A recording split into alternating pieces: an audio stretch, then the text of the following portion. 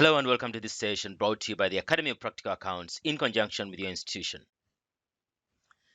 In this session, we're looking at opening balances, and the objective is to identify and record the values available at the start of a financial year or the start of a business, and then trace the double entry plus identifying the affected reports.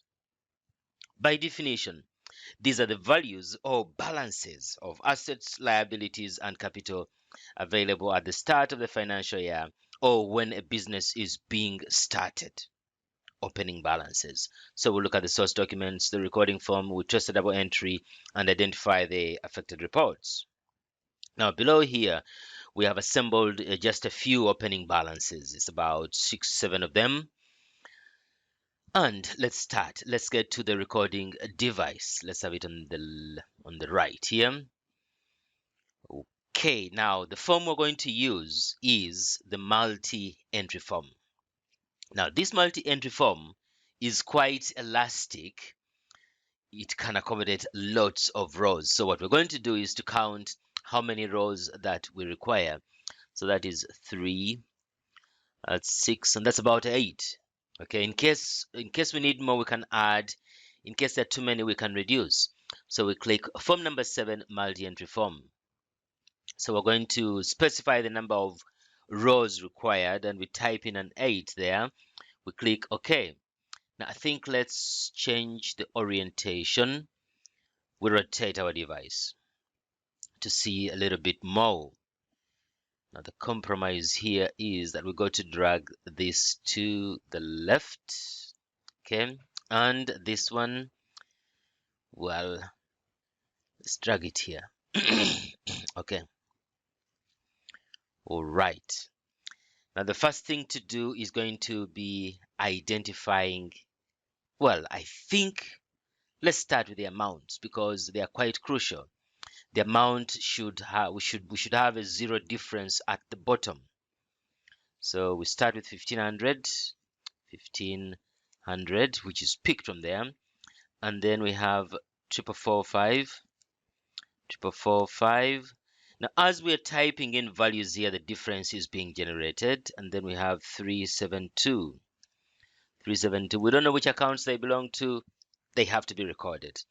And then now when we're using this form, we have to use negative values. We don't do that on the other forms. On all the other recording forms, the negative values are auto-generated.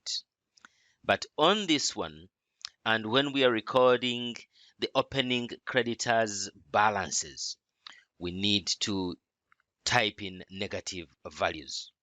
Otherwise, we shall not get a 0 difference at the bottom here. So we type minus 440.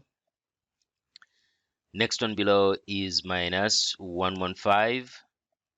Probably let's change it to the portrait alignment. We shall change it later to the horizontal. Okay, that's minus 115, and then we've got minus 28.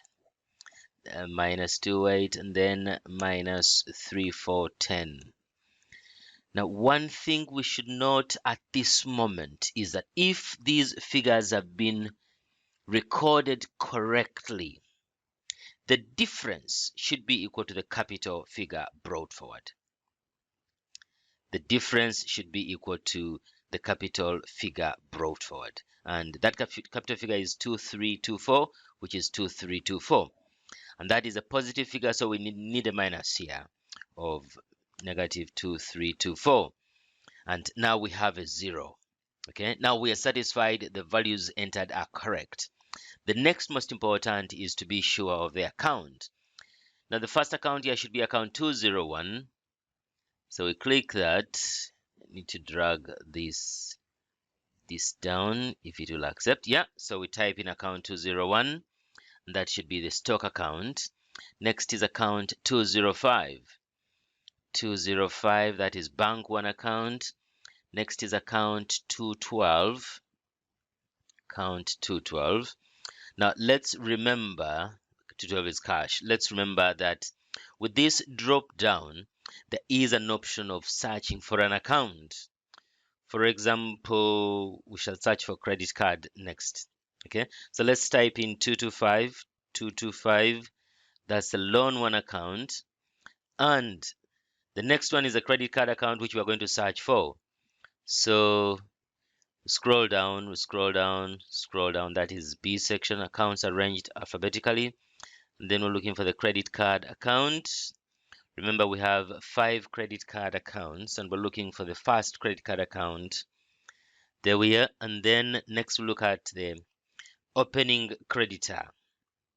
Now, this opening creditor does not go to, ideally, ends up on the creditor's control account, but it shouldn't go there because we need to ensure double entry. We are reducing the amount of work that should be done to reconcile the creditor's control and the creditor's ledger.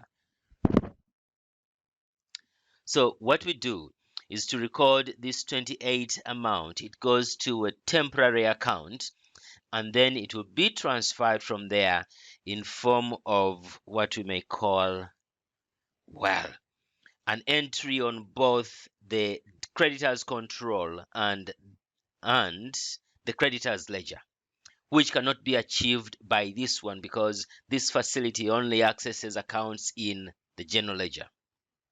So we're going to put it onto account 251, which is a temporary account for creditors. 251, temporary liabilities.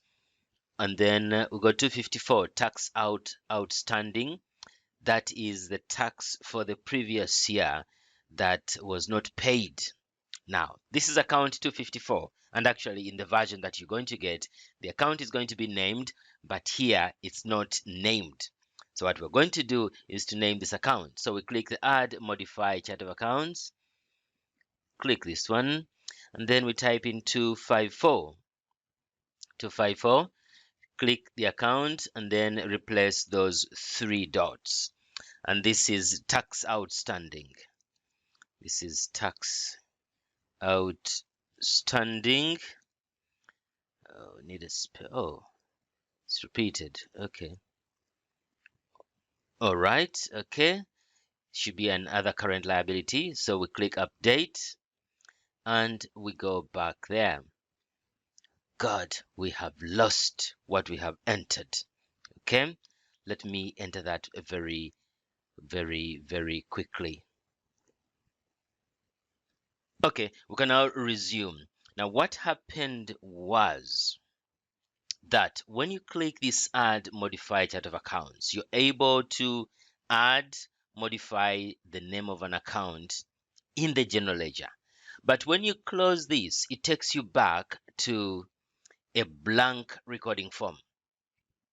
It takes you back to a blank recording form. So what I've done very quickly is to re-record what we had recorded to save the recording time. And now we're going to find account 254, which should be named in the chart of accounts or the general ledger. So we type our 254, and that's it. That's the tax outstanding account. And then finally, we need account 270, which is the capital account. If you like, we can search for this. Scroll down. That is oh no, that we don't want. We want capital brought forward, which is account 270. There we are. All right, now we're going to rotate this to the landscape mode to see a bit more of this form. Okay, now the account names and balances have been recorded, and we have a 0 difference, which is perfect. And it can't save actually with if the difference is not a 0. Now narration is going to be balance brought forward. Now this is going to be balance brought forward. Now, what you realize is that that narration is duplicated on all the rows. Although we can modify any of these ones below, but it's about saving time. And then this row, let's see, this row is for the document number. What is the document number? Ideally, this document number is brought forward. But if you like, we can put number 11 since it's going to be well filed. It's going to be filed on the file, so we put number 11 here. Okay, and then the period here. The period here should be, well, the start of our financial year should have been April 2016. So let's click this drop down. We're looking for April 2016. Now let's see. How do we get 2016? All right, 2016 is them. 2016, we're in March. Now we scroll up. Which month is this? It's gone too far. We need April 2016. That should have been the 1st of April 2016. That date there, and then we set. I hope it's working fine. Yes, yeah. Now April 2016. Now, according to the settings we put in the system, April is the 1st month of the financial year. However, these are opening balances. Now these are financial months, and that's the 1st quarter. Now what we need is to indicate in the software that these are opening balances. Now we've got 12 months in a financial year. We can't add the 13th month. So what we do is we identify the period for opening balances as being 0. So we delete that one and type a 0. Now you realize that when we type a 0 there, the quarter comes as a balance brought forward. That's a balance brought forward quarter. It has a separate trial balance. It has a separate ledger, and those balances appear separately on report see-through, which is a comparative trial balance. We'll have a look at that briefly. Now what we have here, so now we should be ready to save, and remember there is a guide on each of the recording forms. Now this guide is a little bit long. It's a little bit long. Okay, there's some help on each of the forms. So now we should click on the device, and then we should scroll down.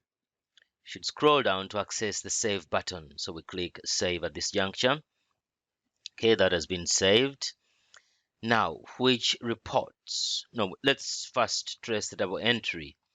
The double entry, so let's go back to our vertical alignment. Portrait. Okay, now we click periodic tasks and reports. Now we scroll down to report P5 to get the general ledger. And this time we're not going to look at month 1.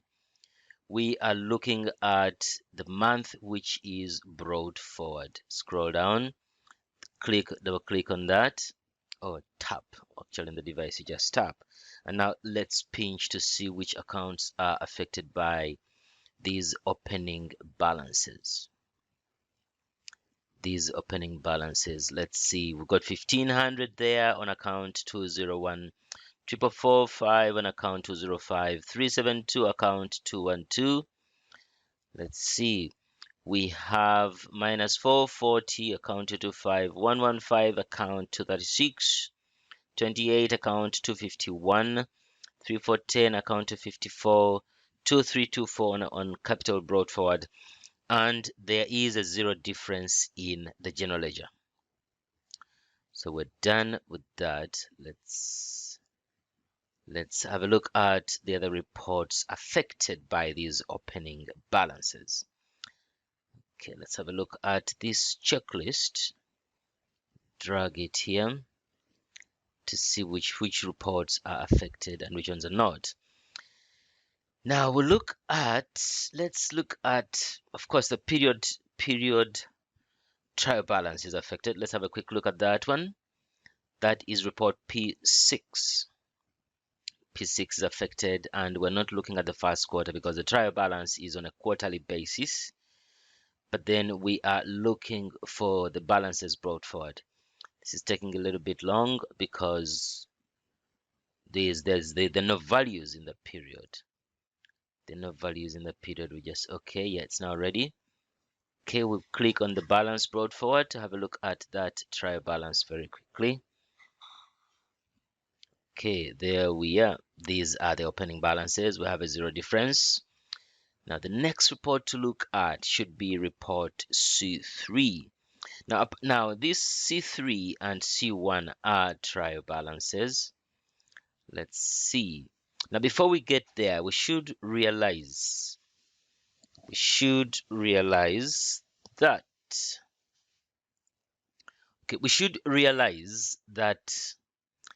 these opening balances do affect all the ledger accounts in question. Any ledger account with account 201, let's find that one. Now the stock account is affected by that. It appears as an opening balance, so we shall click on J1 to have a look.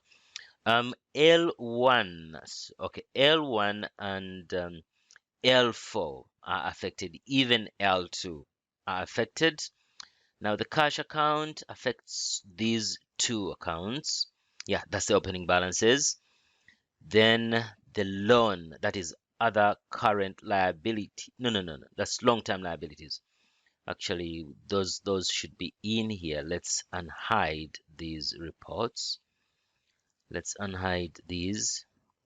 Okay, so report R2 is affected and R4 is affected. Remember, this R3 is the hard copy. Okay, so let's highlight these as well. Well, we highlight only these two. They are affected as well.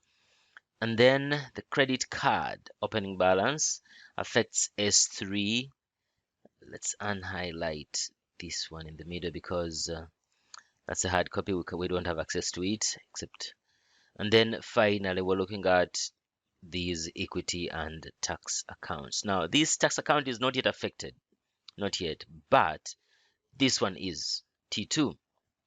Okay, now let's have a look at C3. Let's get to our device. Okay, let's drag this to the left. Let's go to C report C3. Report C3. All right, now let's go to our checklist, to our drop down here. Now we're coming to the mini reports checklist here. So we're going to report C3, which is going to show the opening balances together with balances for other quarters. Okay, let's pinch this. So those are the opening balances brought forward. But then remember, this one shows quarterly trial balances. So we also have the fourth quarter. Remember, we're recording transactions for the fourth quarter. And what it does, it adds the balances brought forwards to all the other balances to get the grand total at the year end. Now let's go back and we get to report C1, which is the final trial. Oh, this one doesn't make much sense because it shows all the balances, including, this is C2, we clicked the wrong one. Should click C1, but anyway, so that one takes us to quarterly trial balances. Okay, and then probably before we end, let's have a look at one of the reports in the ledger, or the summaries, or the reconciliations. Let's look at L1. Let's look at L1. Accounts 201. So we've got the bank account with the opening balance. Now we should have a button. Don't have that button there on the side. Okay, we're going to look at L2 quickly. L2. This is the bank one summary. We're looking at L2. So we've got our opening balance 4445 there. And now we're going to the detailed bank account to see the 4445 with the other transactions on the account. So this is the complete bank account for the whole financial year, basing on the transactions we've recorded so far. So that brings us to the end of this session, which has been long, the recording of opening balances. And in the next brief session, we're looking at how to record opening creditors. Thank you. Remember our contacts below here, either by email or Skype.